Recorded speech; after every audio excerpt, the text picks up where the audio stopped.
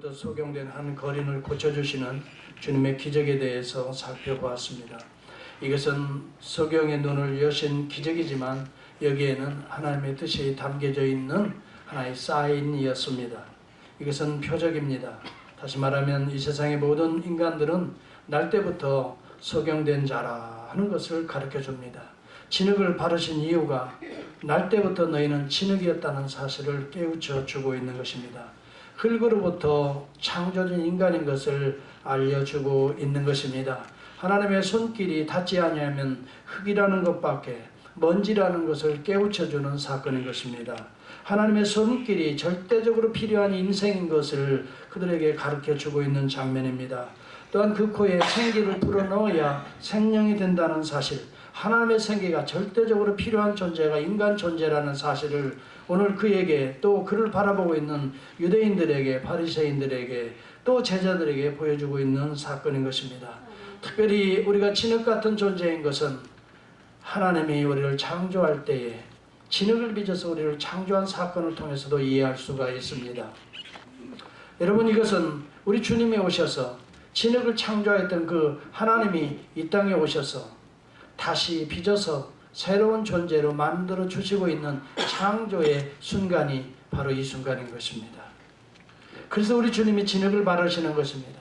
이제 새로운 창조가 일어날 것을 사인처럼 그에게 보여주고 있는 것입니다.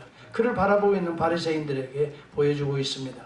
이스라엘은 율법을 어기고 하나님을 떠나서 이제는 진멸된 진흙과 같은 존재로 돌아가 버리고 말았지만 예수 그리스도가 오셔서 새롭게 손길을 어루만져서 그들에게 생기를 다시 넣어서 생명을 더게 하시는 새 창조의 시작이 이제 되었다는 것을 사인처럼 보여주고 있는 사건이 바로 오늘 9장에 나타나는 이 소경의 날 때부터 소경된 자를 고치시는 우리 주님의 사건인 것입니다.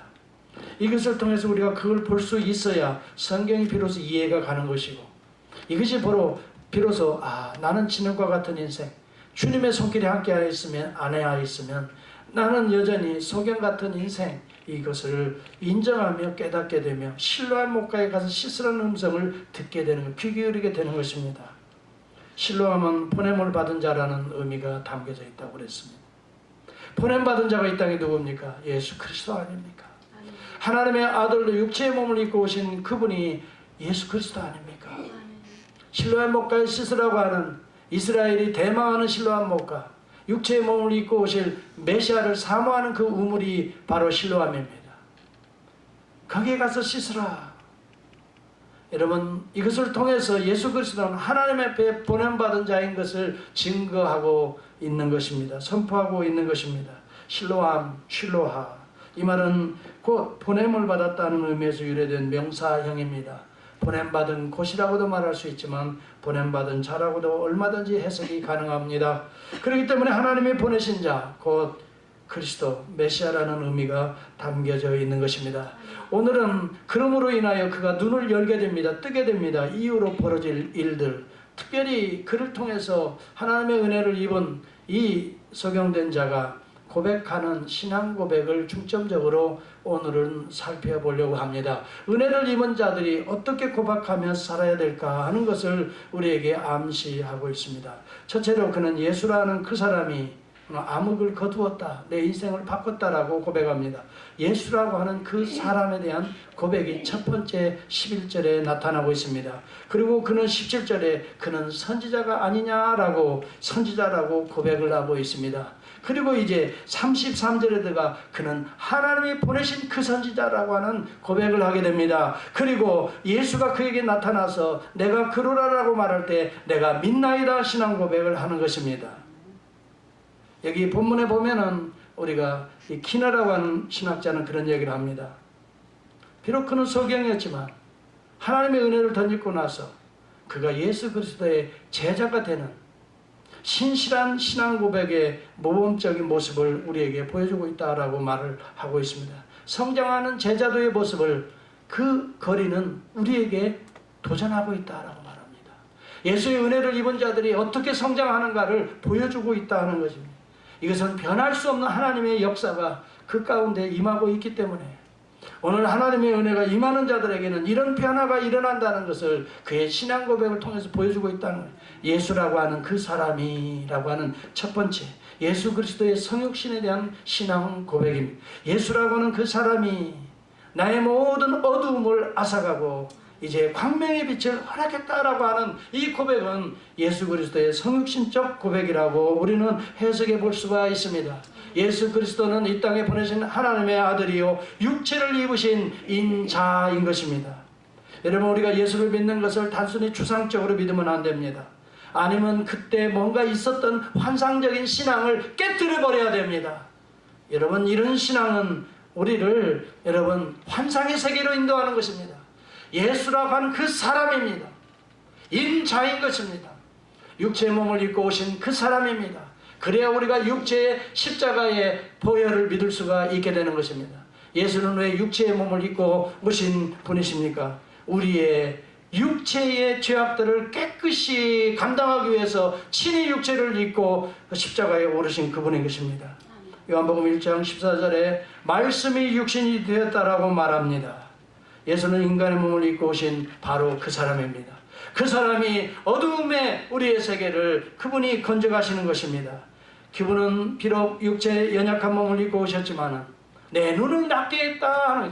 하나님의 역사가 그 가운데 임하고 있는 하나님의 사람이라는 것을 그는 고백하고 암시하고 함축하고 있는 것입니다. 말씀이 육신이 되어 우리 가운데 거하신 그분은 하나님의 아들입니다. 이사야서 53장 2절도 그는 육체적으로 보면 연한 순 같고라고 말합니다. 마른 땅에 나온 줄기 같아서 고운 모양도 없습니다. 풍채도 없습니다. 그런데도 그는 육체를 입으신 이유가 무엇입니까? 그는 우리의 허물을 감당하기 위해서, 그가 찔림은 우리의 허물을 인하며 그가 상함은 우리의 죄악을 인해 우리의 죄악된 몸을 구속하기 위해서 그는 연약한 육체의 몸을 입고 이 땅에 오신 예수, 바로 그 사람인 것입니다. 그는 여호와께서는 우리 무리의 죄악을 그에게 담당시키시려고, 우리 사람의 죄악을 그에게 담당시키시려고 사람이 되신 것입니다. 우리 연약한 우리의 죄악을 담당시키시려고 연약한 몸으로 주님이 오셨던 것입니다. 그가 자기 영혼을 버려 사망에 이르게 하며 범죄자로 하중에 하나로 헤아림을 입었도다라고 말합니다. 우리 주 예수 그리스도는 육체의 몸을 입고 예수 구원자라고 하는 이름을 가진 바로 그 사람인 것입니다. 이것이 우리 신앙의 가장 기초가 되어야 됩니다. 우리 신앙 고백의 가장 기초가 되어야 됩니다. 육체의 몸을 입고 오신 예수, 그는 구원자라는 의미입니다. 그가 내 모든 어두움을 이제 깨끗이 앗아가시고 광명의 빛을 우리에게 허락해 주신 분이 예수, 바로 그 사람이다 라고 오늘 이 소경된 자, 나은 자는 고백하고 있는 것입니다. 그래서 여러분, 인자라는 말을 중요시 여겨야 합니다. 인자는 문자 그대로 보면 The Son of Man이라는 말입니다. 그런데 이 Son of Man, 인간의 아들이 아닙니다. 주님이 인자라고 말할 때에는 하나님의 아들이 육체의 몸을 입고 육신의 몸으로 온 아들이라는 그런 의미가, 인자라는 의미가 담겨져 있습니다. 그래서 우리 주님이 자신을 인자라고 말했던 것입니다. 그래서 35절에 보면은 내가 인자를 믿느냐라고 말을 했습니다. 이 인자라는 말은 육체의 몸을 입고 온 하나님의 아들이라는 의미가 구약성경에 담겨져 있었고, 우리 주님이 그 용어를 사용하심으로 오늘 하나님의 아들로 믿느냐 하는 말입니다. 비록 육체의 몸을 입고 연약한 몸을 입고 왔지만 하나님의 아들로 믿을 수 있겠느냐 하는 말이에요. 내가 믿고자 하나이다. 내가 바로 그니라. 내가 믿나이다. 여러분, 이 소경된 자는 이와 같은 신앙 고백으로 점점점 깊이 들어가고 있었던 것입니다. 여러분, 오늘 예수 그리스도는 육체의 몸을 입고 오신 하나님의 아들인 것을 여러분 믿으시면 아멘 하시기 바랍니다. 육체의 몸을 입고 왔지만 그러나 그는 하나님의 아들로 우리를, 육체를 입은 우리를 구원하기 위하여 육체를 입으신 하나님의 아들인 것입니다. 여러분, 이 사실을 믿지 못하는 자는 신앙의 기초가 흔들리게 되는 것입니다. 요한일서 1장 7절에도 보면 미혹하는 자가 많이 이 세상에 나왔으니 이는 예수 그리스도께서 육체로 임하신 하나님의 아들이신 것을 부인하는 자라고 말합니다. 여러분, 그렇기 때문에 여호와 증인들을 전도해 보면은 바로 이 사실을 부인하는 것입니다. 육체로 입고 오신 것은 믿습니다. 그러나 그가 하나님의 아들, 하나님의 동일한 본성을 가지신 하나님이신 것을 믿지 않기 때문에 이러한 자들은 적그리스도라고 하는 것입니다. 우리는 분명하게 선언하고 우리는 분명하게 신앙을 고백해야 되는 거예요. 이것이 우리 기독교 신앙의, 기독교 진리의 파운데이션이라 이 말입니다. 예수 그 사람이 오늘날의 어두움을, 죄악을 그려온 이 소경된 것을 깨끗이 가져가시고 하늘의 빛을 비춰주셨다. 여러분, 소경도 이렇게 고백하는데 오늘 말짱하고 건강한 우리가 이 신앙 고백을 하지 못한다면 우리는 이자보다 못한 자입니다. 여러분은 어떤 신앙을 가지고 있습니까? 누구에게 어떻게 예수를 증거할 수 있습니까? 오늘 이 아침 소경이 우리에게 도전하는 모습인 것입니다. 예수님 당시에도 이런 영지주의자들이 가연설을 믿었습니다. 예수님은 단순히 영이실 뿐이지 육체에 잠깐 임했다가 가신 분이시지 사람으로 보였을 뿐이지 그는 영이다라고 말을 합니다. 그렇지 않습니다. 예수 그 사람인 것입니다. 여러분, 예수가 여러분 단순한 영이었다면 십자가에 돌아가신 이는 나사렛 청년에 불과했던 것입니다. 그렇지 않습니다. 하나님의 아들로 돌아가신 것입니다. 우리의 죄를 구속하시기 위해 하나님의 아들로 육체를 입은 인자가 돌아가신 것 믿으시면 아멘 합시다. 그렇기 때문에 우리를 죄로부터 구속할 수가 있는 것입니다. 가연설자들은 그렇게 말합니다. 예수가 십자가에 못 박아 죽을 때는 예수의 영이 떠나버리고 그 다음에 육체 나사렛 청년만 거기에서 못 박아 죽었다라고 말합니다. 여러분, 예수 그리스도의 대속의 십자가의 원리를 믿지 못하면 부활을 믿지 못합니다. 예수 그리스도가 부활한 것은 육체의 몸을 입고 오신 하나님의 아들이 부활하신 것을 믿으시기를 축복합니다. 예수와 연합된 자만이 그래서 십자가의 구속이 적용될 수 있고 예수와 연합된 자만이 우리의 몸도 예수처럼 부활의 그날을 소망할 수 있기 때문에 그렇기 때문에 예수와 육체의 몸을 입고 오신 것입니다. 여러분, 그렇기 때문에 예수는 우리의 연약한 모든 것을 다 감당하셨으되 죄는 없다라고 성경은 우리에게 말하는 것입니다. 그리스도가 우리의 죄를 구속하셨기 때문에 예수 안에 믿는 자들은 그리스도와 함께 다시 부활할 수 있다라고 사도 바울은 선포하고 있습니다. 여러분, 예수 그리스도가 고린도전서 15장 20절에 보면 다시 살아나사 잠자는 우리들의 첫 열매가 되었다라고 말합니다. 그의 죽으심과 같은 모양으로 우리가 연합한 자가 되었으면 로마서 6장 5절은 말합니다. 또한 그의 부활과 같은 몸으로 연합한 자가 되리라. 그렇기 때문에 우리가 죽으나 죽지 않는다는 말을 하고 있는 것입니다. 우리의 영혼은 천국에 가지만 주님이 다시 오실 때는 주 예수 그리스도의 부활하는 그 몸과 같이 신령한 몸과 같이 우리 몸도 부활하리라. 이 사실을 믿습니까? 여러분, 이것이 복음의 핵심이요 기초인 것입니다. 그는 선지자입니다. 참 선지자입니다. 많은 사람들이 안식일에 그가 병을 고치는 일을 행했다고 해서 안식일에 죄를 범한 죄인으로 여기 본문에 보면 취급을 하고 있는 것입니다. 이게 주로 당시에 율법을 연구하는 큰 학자 둘 파가 있습니다. 샴마이 학파의 논지인 것입니다. 샴마이 학파와 힐렐 학파가 있습니다. 샴마이 학파는 율법을 기초로 모든 것을 평가합니다. 율법을 어기면 무조건 죄인입니다. 그러나 힐렐 학파는 이루어진 사건을, 결과를 가지고 이 사람을 추정하는, 특히 아르셀로 쪽, 아이고 잘 안 나오네.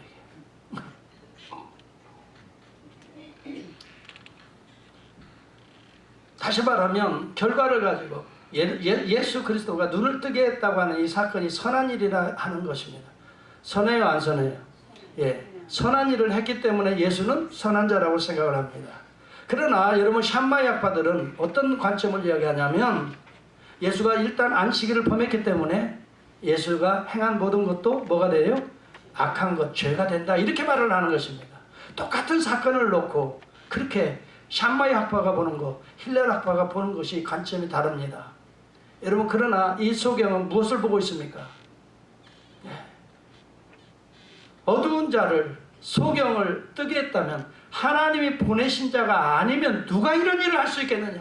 지금까지 여러분들이 믿는 지금 종교의 전문가들 앞에서 하는 이야기입니다. 소경이 지금 하는 이야기입니다. 너희들이 그렇게 가르치고 있는 것이 구약에 맹인이 소경이 눈을 뜬 자가 있느냐? 질문합니다. 하나도 없습니다.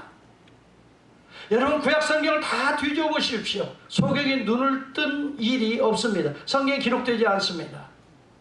그런데 유독 이사야서에 보면 소경이 눈을 뜰 것이며 라고 하는 내용이 나옵니다. 이것은 미래에 오실 하나님의 아들 메시아 그리스도가 오시면 소경이 눈을 뜨게 될 것이라고 예언적 예표로 이야기한 내용들이 나옵니다. 이것은 메시아닉 타이폴로지라고 말합니다. 이것은 메시아닉 프라포시라고 말합니다. 메시아가 오셔서 이룩할 이 또 놀라운 그 일을 말합니다. 그러므로 소경의 눈을 여는 자는 곧 메시아라는 사실을 이미 이사야서는 예언하고 있었던 것입니다.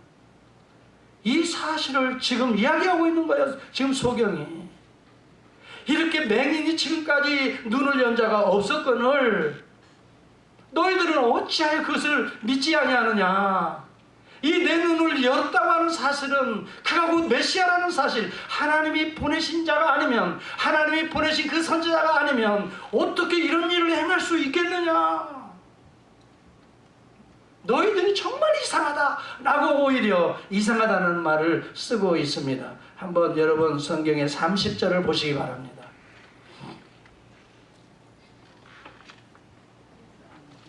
시작. 그 사람이 대답하여 이르되 이상하다. 이 사람이 내 눈을 뜨게 하였어도 당신들은 그가 어디서 왔는지 알지 못하는도다. 이 사람은 영적인 체험이 분명히 있고 육체적인 체험이 있었기 때문에 그 영적인 체험으로 들어가는 것입니다.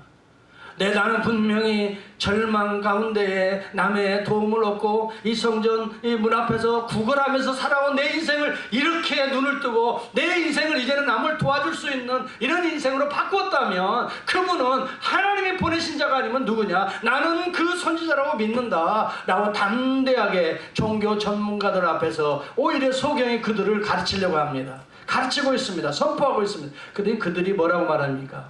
너도 그 제자가 되려 하느냐? 너는 그 제자가 될지 모르지만 우리는 모세의 제자라 그렇게 말을 합니다. 그러면서 뭐라고 말하는? 이 소경된 이 녀석이 우리를 가르치려고 하네. 그렇게 말합니다.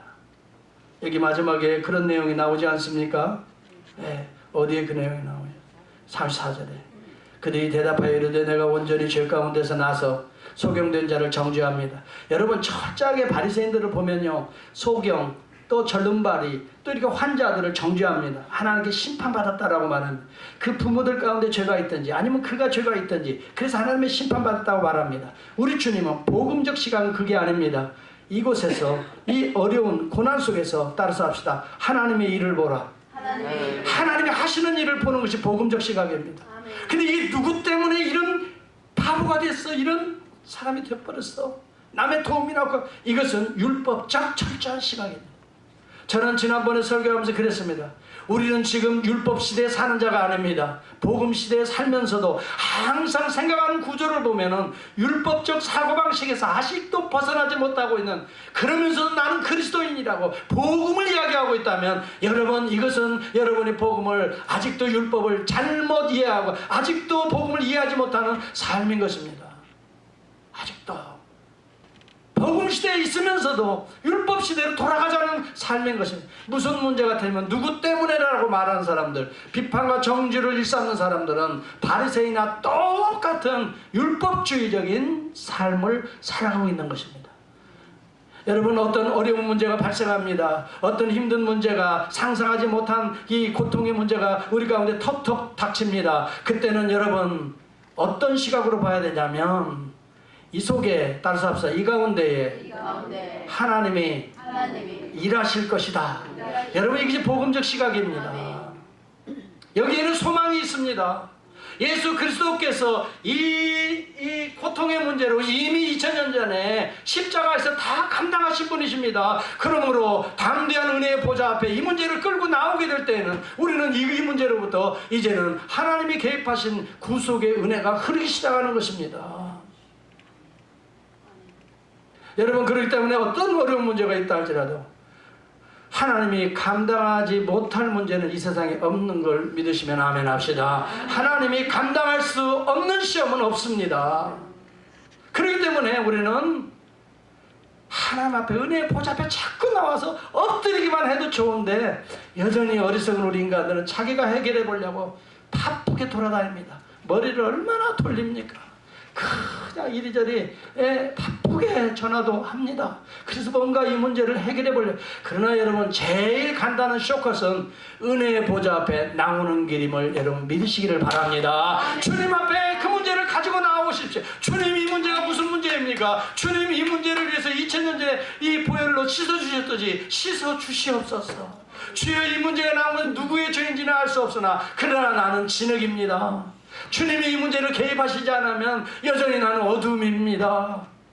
이런 믿음을 가지고 주님 앞에 나와 간절히 구할 때에 여러분의 영안이 깨끗이 열려질 줄을 믿습니다. 왜요? 여러분은 이미 실로암 목가에 가서 씻기 때문입니다. 그래서 여러분의 죄악된 생각들이 생각나고 나의 부족한 것이 생각나고 이 문제를 통해서 나의 어리석은 것들이 생각나고 나의 여러분 정말 아니한 것들, 나의 이 더러운 모습들을 실로암 목가에 가서 씻게 됩니다. 그렇게 될 때에 우리는 맑게 우리의 영혼이 보혈로 씻어서 우리 영혼이 하늘의 세계가 보이고 하나님의 뜻이 보이고 하나님의 이 간섭하시는 손길이 보이는데 이때부터 소경의 눈이 열리는 것처럼 내 인생의 기쁨이 회복이 됩니다. 내 인생에 하나님의 은혜가 회복이 됩니다. 그러니 누구든지 만나서 나는 소경이었지만 예수라고 하는 그 사람이 내 이 어둠을 깨끗이 씻어주셨다. 우리는 간증할 수가 있을 줄을 믿습니다.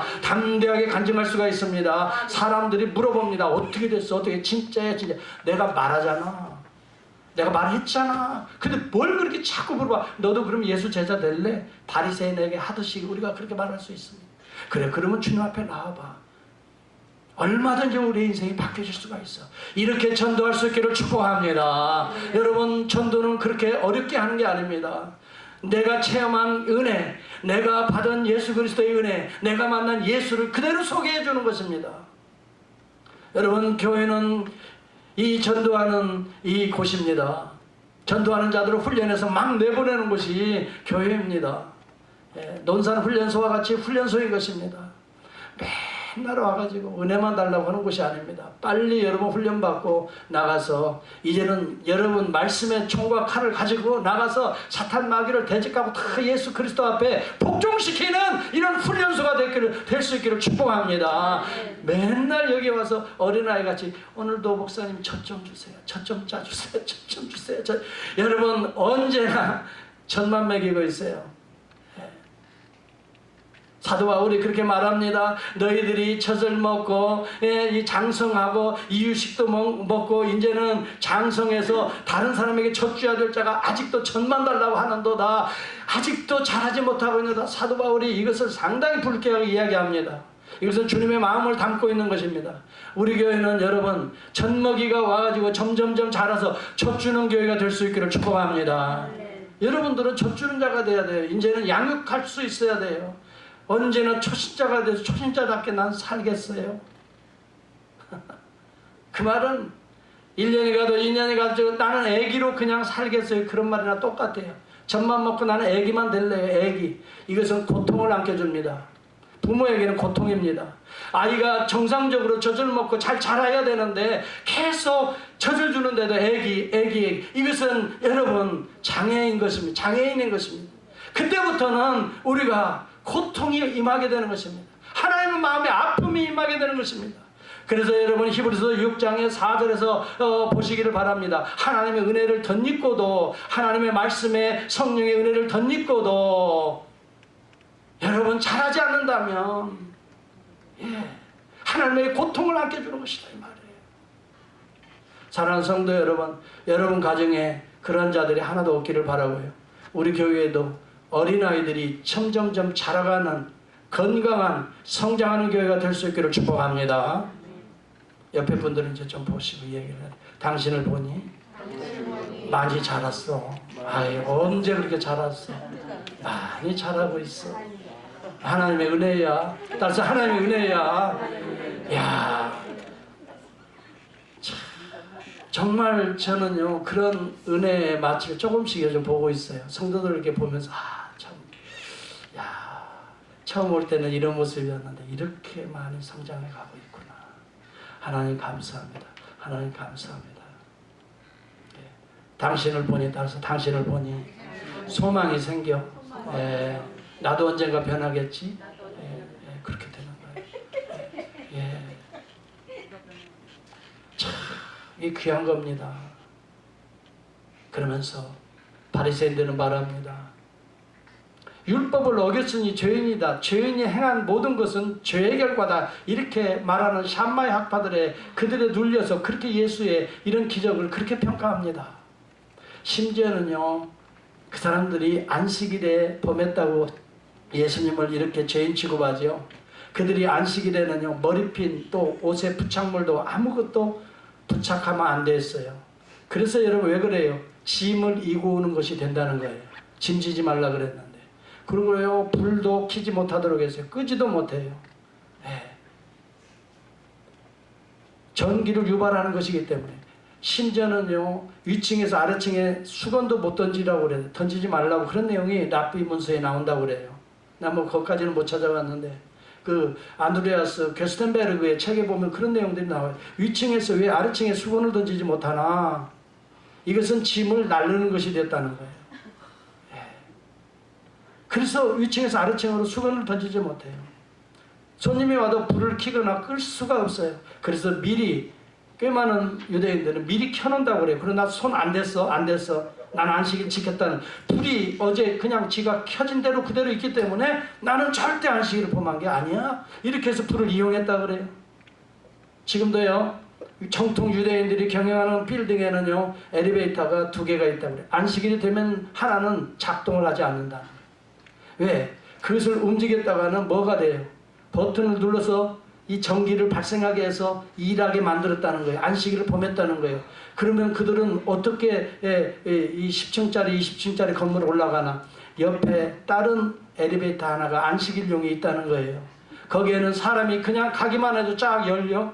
들어가서 가만히 있으면 닫혀. 그래가지고 이게 올라갈 때마다 열리고 닫혀. 계속 열리고 닫히는 거야. 그러니까 조금 시간은 더 가겠지만 내가 10층을 가게 생긴다. 10번만 열고 닫히면 되는 거야. 그렇게 해서 운행한다는 거예요. 지금도. 여러분, 안식일은 그런 일을 하라고 그렇게 우리를 규약하는 게 아닙니다.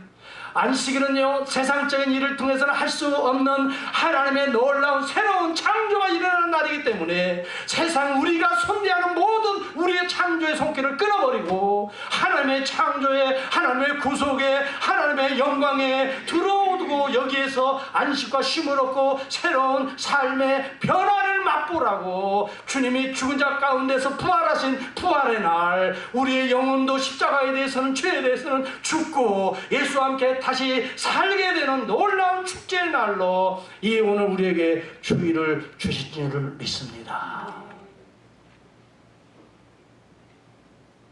이런 불 켜고 안 켜고 그게 아니에요. 껍데기를, 여러분, 우리는 신앙의 껍데기를 벗어버릴 수 있기를 바랍니다. 정말 우리의 영혼들이 오늘 거룩한 주일에 말씀을 받고 말씀 그대로 믿고 내 영혼들이 어두운 우리의 눈꺼풀을 벗어버리고 씻어버리고 새로운 세계에 눈을 열고 하는 이 거룩한 변화가 일어나는 오늘 우리 교회가 실로암이 될 수 있기를 축복합니다. 여러분이 와서 그냥 형식적으로 그 시간 때우고 가는 거, 헌금 좀 하고 그 다음에 뭐 있는 것 좀 하고 찬송 좀 부르고 가는 것이 안식일 지키는 게 아니에요. 정말 예수를 만나야 돼요. 하나님의 손길의 터치를 받아야 되는 거예요, 여러분. 예수 안 만나고 가면 여러분 유대인의 힐렌 학파나 여러분 그 샴마의 학파는 똑같은 일을 그대로 하고 나는 그래도 구원받은 사람이라고요? 나는 그래도 믿는 사람이라고요? 아직 예수도 안 만나고 예수의 손길이 내 눈을 진흙을 발라서 진흙된 것을 고백하지도 않고 실로암 목가와 같은 보냄받은 자의 음성을 듣고 순종하지도 않으면 또 각기 제 길 가려고 하면서, 여러분, 시간만 지키면 우리가 지키는 게 아니에요. 여러분, 저는 그렇게 생각합니다. 우리 공동체로 모여서 매번 드리는 주일이 거듭나는 축제의 기간이 되어야 될 줄을 믿습니다. 그래서 공동체의 예배가 소중합니다. 이제 여러분 나가서 여러분의 개인적으로는 매일매일이 주일이 될 수 있기를 주의 이름으로 축복합니다. 매일매일이 그 현장에서 어둠이 변하여 빛의 세계로 나아가는 하나님의 은혜를 받았으니 이 은혜로 여러분 삶의 현장에 가서 월화수목금토 어둠이 있는 곳에 빛을 던지는 매일이 주일이 될 수 있기를 축복합니다. 여러분, 이것이 복음적인 삶이고 복음적인 교회란 말이죠. 여러분, 이 소경된 자는 예수 만나고 이런 변화의 삶을 살았습니다. 여러분, 나가서 공부하는 것은 여러분 공부하는 게 아니에요. 빛을 비추기 위해서 공부하는 거예요. 여러분, 일하는 것은 단순히 돈 벌기 위해서가 아니에요. 하나님의 영광의 빛을 온 세상에 비추기 위해서 여러분 일하고 열심히 또 돈도 버는 거예요. 여러분, 즐기고 여러분 무엇을 하기 위해서 우리에게 여러분 이 소경을 눈뜨게 해준 게 아니에요. 오늘 소경처럼 이렇게 예수 그리스도의 복음의 빛을 비추라고. 그런데 따지고 보면 누가 누구를 가르치느냐라고 말하고 있죠. 내가 죄의 온전히 죄 가운데 나와서 우리를 가르치느냐. 실제적으로는 누가 지금 누구를 가르치고 있죠? 여러분 보세요. 지금 누가 누구를 가르치고 있어요? 소경된 자가 누구를 가르쳐요? 종교의 전문가들을 앉혀놓고 계속 가르치고 있잖아요. 가르치고 있죠. 그들은 죄라고 말하는데 죄인이 어떻게 눈뜬 자가 있어? 니들이 가르치는 성경에, 구약 성경에 맹인이 눈뜬 경우가 있는가? 메시아 예언이 지금 이루어지고 있는 게 아니야? 나는 눈을 뜬 사람이야. 아무 말도 못합니다. 아무 말도 못합니다. 여러분, 우리가 비록 소경이라도 상관없습니다. 과거에는 가진 것도 없고 정말 거린처럼 살았다고 해도 괜찮습니다. 오늘 예수를 만나서 눈을 뜨고 나서는 소경된 저와 여러분들이 진흙 같은 우리가 나아가서는 하나님의 형상으로 하나님의 복음의 빛을 증거할 수 있는 증인이 될 수 있기를 축복합니다. 여러분, 소경 되었습니다. 사실은 저도 소경이었습니다. 진흙이었습니다. 그런데 그 사실을 인정 안 했습니다. 근데 하나님의 은혜를 받고 인정하게 됩니다. 이때 구원이 시작되는 것입니다. 그렇지. 내가 내 잘난 것 같고 뭔가 좀 되는 것 같고 뭔가 좀 가진 것이 있는 것 같고 그러니 마치 내 인생은 마치 내가 갖고 가는 것처럼 생각했는데 나는 진흙이었습니다. 나는 소경이었습니다. 내 죄를 우리 주님이 감당하시지 않았다면 여전히 죄 가운데 사는 소경에 불과했습니다. 그러면서도 본다고 하니 죄가 그대로 있는 죄인에 불과했습니다. 할렐루야. 그런데 예수 그리스도께서 진흙 같은 나를 한번 만져주셨습니다. 실로에 못 가서 씻으라고 했습니다. 그대로 순종했습니다. 나는 영원히 눈이 열렸습니다. 이제 예수를 만났습니다. 그 예수를 증거하는 오늘 목회자가 된 것입니다. 이것처럼 귀한 은혜가 어디 있는지 지금 생각해봐도 할렐루야, 할렐루야. 오늘도 좀 찬찬히 해보려고 했는데 그냥 조금 흥분이 된 것 같아요. 나는 올라올 때마다 주여 오늘은 좀 홍 목사님처럼 살살하게 해주십시오. 그런데도 내 가슴이 막 이상하게 뜨거우니까 막 나도 모르고 원래 이제는 제정신이 돌아온 것 같아. 이제는 살살 마무리하겠습니다. 여러분, 고백해야 됩니다. 여러분의 신앙의 지금 가장 기본입니다. 어느 신학자는 이게 말합니다. 이 소경이 기독교 신학의 가장 기초도를 놓고 있다라고 말해요. 이것이 바로 되지 않으면 여러분들이 혹시라도 모래 위에 집을 짓는 경우가 돼요. 여러분, 우리의 기독교 신앙이요, 신화에서 아니면 환상적이고 추상적인 그 어떤 천국 뭐 이런 데 들어가는 게 아니에요. 육체로 입고 오신 예수 그리스도, 그가 내 모든 죄악을 육체로 감당하시고 사망의 몸, 육체가 들어가 있는 사망의 문을 예수님이 직접 문을 여시고 나오신 이 부활의 사건을 통해서 우리의 육체 가운데 있는 우리에게도 따라서 합시다. 소망이 있다. 우리는 죄로부터 구속되지 않습니다. 다시 정죄함에 바르지 않습니다. 우리의 몸조차도 그리스도의 재림의 때 다시 일어나게 될 줄을 믿습니다. 우리에게는 이런 소망이 있습니다. 복음 안에 살면서 이 복음을 이 소경처럼 담대하게 종교 전문가들 앞에서도 증거할 수 있는 복된 생애가 우리의 남은 생애가 될 수 있기를 주의 이름으로 축복합니다. 기도하겠습니다. 여러분은